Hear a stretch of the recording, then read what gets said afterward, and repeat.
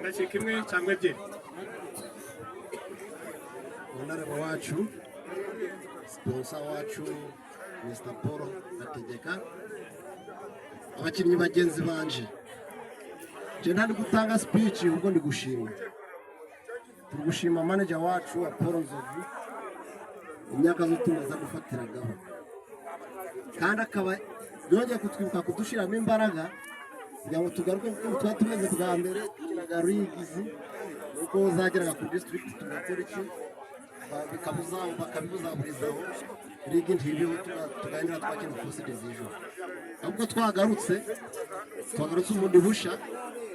akaba yari dushireho n'ihene ikabitsinzwe na Zindiro gatubakomera mu mashi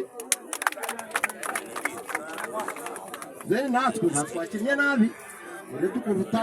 utaciga mu gisanyu natwe tumeze nabi ariko nyine iyo ugeze ku penalty umwe aratsinda undi agatsinda so